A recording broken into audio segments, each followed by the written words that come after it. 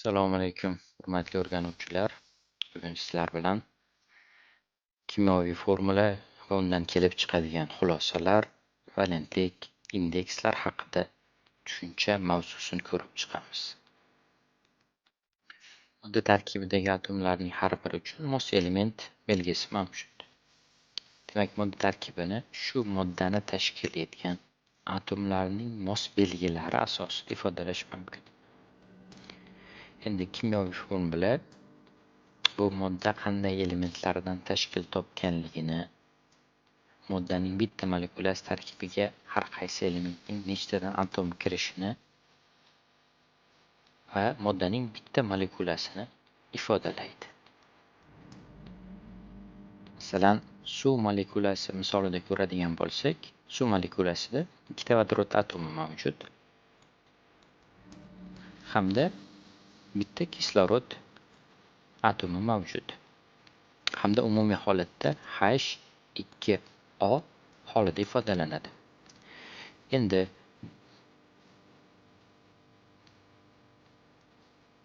kimyoviy formulada kimyoviy belgining pastki o'ng tomonidagi raqam, ya'ni bu raqam o'ng tomonida vodorodga taalluqli hamda bu indeks deyiladi. Moddaning har bir molekulasi tarkibida shu element atomdan nechta borligini ko'rsatadi. Kimyoviy belgi yoki formula oldida turgan katta raqam esa koeffitsient deb ataladi. Alohida atom yoki molekulalarning umumiy sonini ko'rsatadi. Masalan, kislorodning oldida turgan ikki raqami bu koeffitsient hamda kislorodga tegishli hisoblanadi. Ikkita kislorod atomi mavjud bu holatimizda. Endi agar kislorod molekulasi hisobida ko'rsak, ikki raqami bu kislorod indeksi, demak ikkita kislorod atomi mavjud. Umumiy holatda 3 ta koeffitsient. Demak umumiy holatda 3 ga ko'paytirsak, demak umumiy holatda 6 ta kislorod atomi borligini ifodalaydi. Sulfat kislota misolida ko'radigan bo'lsak, sulfat kislotaning umumiy formulasi H2SO4. Bu degani sulfat kislotaning 5 ta molekulasini ifodalaydi. 5 bu koeffitsiyentni ifodalaydi. Hamda har bir elementdan so'ng o'ng tomonda pastki qismida joylashgan indekslar, demak bu vodorodning soni 2 ta, oltin gurtning soni 1 ta hamda kislorod sonining 4 ta ekanligini ifodalaydi. Endi kislorodning bitta molekulasi esa bu O2 tarzida ifodalanadi hamda bu 2 kislorodning 2 ta atomini ifodalaydi. Valentlik tushunchasi. Bir element atomi boshqa element atomining aniq soni bilan birikishi mumkin. Molekulaning formulasini to'g'ri yozish uchun elementning muhim xossasi valentlik haqida tushunchaga ega bo'lish lozim. Valentlik deb element atomining boshqa element atomlari aniq sonini biriktirib olish imkoniyatiga aytiladi. Valentlik lotincha valens so'zidan olingan bo'lib, kuchi bor degan ma'noni anglatadi. Vodorod atomi hech qachon bittadan ortiq boshqa element atomini biriktirib olmaydi. Shuning uchun vodorodning valentligi boshqa elementlar valentligini belgilashda asosiy o'lchov birligi sifatida qabul qilingan. Agar element atomi bir atom vodorod biriktirsa, demak uning valentligi ham 1 ga teng bo'ladi. 2 atom vodorod biriktirsa 2 valentlik, 3 atom vodorod biriktirsa 3 valentlik va undan ortiq valentlik biriktirsa, demak tegishli valentlikka ega bo'ladi. Masalan, vodorod xlorid misolida ko'rsak, demak bu xlor bitta vodorodni biriktirib olyapti, demak u bir xlor 1 valentlik. Endi kislorod esa ikkita vodorodni biriktirib olyapti, demak bu 2 valentlik. Endi ammiakda azot 3 valentlik, chunki bu azot 3 ta vodorod atomini biriktirib olyapti. Demak bu 3 valentlik hisoblanadi. Demak elementlar o'zgaruvchan hamda o'zgarmas valentliklarga ega bo'lishi mumkin. Ba'zi elementlar doimiy valentlikka ega. Bular masalan natriy, kaliy, vodorod doimo 1 valentlik. Kalsiy, magniy esa doimo 2 valentlik bo'ladi.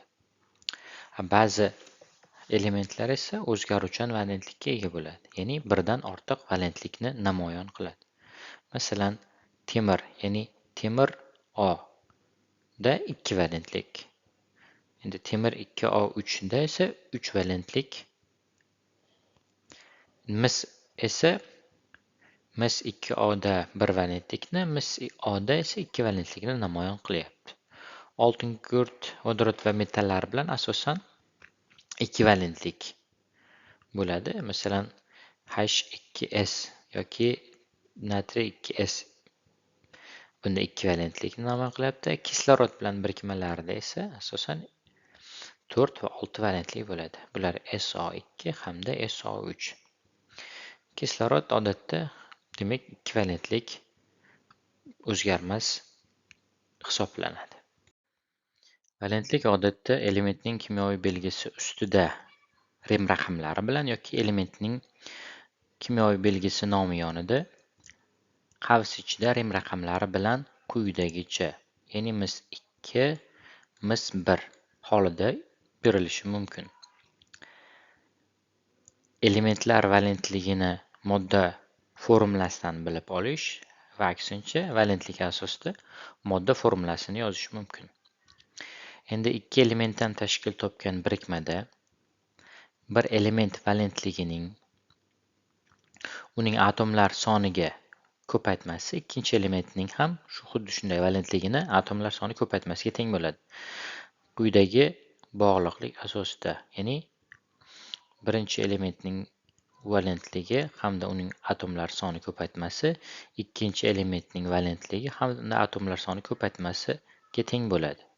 Masalan, temir 2O3 molekulasi 2 atom temir, ya'ni valentligi 3 hamda 3 atom kislorod valentligi 2 tutadi.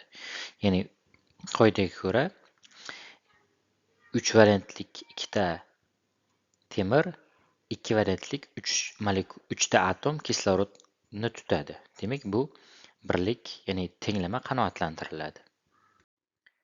Elementlar valentligini formula bo'yicha aniqlash. Agar binar birikma formulasi va elementlardan birining valentligi ma'lum bo'lsa, ikkinchi element valentligini quyidagi formula orqali aniqlash mumkin. Ya'ni m barobar ny ning x ga nisbati. Bunda x va y birikmadagi atomlar sonini ko'rsatuvchi indekslar. Masalan, SO3 uchun n barobar 2, x barobar 1 hamda y barobar 3. U holda oltin gurt valentligini o'sha m formula orqali 2 ko'paytirilgan 3 taqsim 1 orqali aniqlasak, demak bu 6 ga teng bo'ladi. Endi quyidagi formulada kalsiy 2O da kechirasizlar, kaliy 2O da, ya'ni kaliy 1 valentlik, chunki kislorodning valentligi 2 ga teng. Kislorod 2 ta kaliyni biriktiryapti. Demak, bu kaliy 1 valentligini ifodalaydi. Kalsiy O da esa kislorod bitta, kaliy ham bitta. Bularni tenglash uchun demak bittadan bo'lyapti. Demak, kalsiy 2 valentlik. Alyuminiy 2O3 da esa alyuminiy 2 ta bo'lyapti, kislorod 3 ta. Demak, kislorod valentligi 2 ekanligini bilgan holatda bunda 3 ni 2 ga ko'paytirsak 6, 6 ni 2 ga bo'lsak, demak bu alyuminiyning valentligi 3 ni tashkil qiladi. Demak, SO2 desa oltin gurt 4 valentlik. Bunda kislorodniki 2, 2 ni 2 ga ko'paytirsak 4. Demak, oltin gurt bunda 4 valentligini namoyon qilyapti. Demak, P2O5 da kislorod 2 valentlik. 5 ni 2 ga ko'paytirsak 10, 10 ni 2 ga bo'lsak 5. Demak, P2O5 da fosforning valentligi 5 ni namoyon qilyapti. Agar biz elementlar valentligini bilsak, binar birikma, ya'ni 2 element atomidan tashkil topgan birikmani formulasini tuza olamiz. Masalan, binar birikma kislorod va fosfordan tashkil topgan bo'lsin. Bunda kislorodning valentligi 2 hamda fosforniki 5 ekanligini bilgan holatda uni quyidagi Px OY ko'rinishida ifodalab olamiz dastlab. Qoidaga ko'ra 5x teng 2y ga.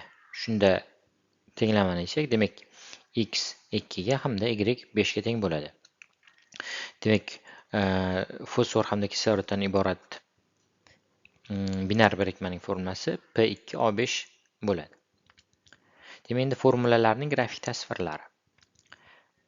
Moddalar formulasini grafik tarzda tasvirlash mumkin. Grafik tasvirlarda har bir valentlik chiziqcha bilan ifodalanadi. Quyidagi jadvalda suv molekulasini umumiy formulasi, ya'ni H2O ko'rinishda, endi buni grafik tasvirda holatda esa, demak, kislorod ikkita chiziqcha, ya'ni ikkita valentlik yordamida ikkita vodorod atomini demak tutib turibdi. Demak, bu birikmada ya'ni suv molekulasining grafik tasviri quyidagi ko'rinishda ifodalanadi. Endi amak molekulasida esa umumiy formulasi demak NH3. Bunda demak bitta azot atomi 3 ta vodorod atomini o'ziga biriktira oladi. Hamda quyidagi ko'rinishda ifodalanadi. Oltin gurt olti oksidi esa SO3 tarzida umumiy formulaga ega hamda har bir kislorod ikkita valentliklar yordamida oltin gugurtga bog'lanyapti hamda oltin gugurtning bu yerdagi valentligi oltinni namoyon qilyapti. Rux sulfidi esa demak dastlab aytib o'tganimizdek oltin gugurt vodorod hamda metallar bilan asosan ikki valentlikni namoyon qiladi hamda kislorod bilan 4-6 valentliklarni namoyon qiladi. Bunda rux sulfid misolida ko'rsak, demak rux o'zini ikki valentligi bilan oltin gurtni ikki valentligini bog'layapti. Ya'ni bular muvozanatda bo'lyapti. Xulosa qilib aytadigan bo'lsak, valentlik bu kimyo fanini o'rganishda eng muhim element xossalaridan biri bo'lib, uni ma'nosini tushunsak, biz formulalarni to'g'ri yozishni hamda o'qishni bilishimiz mumkin.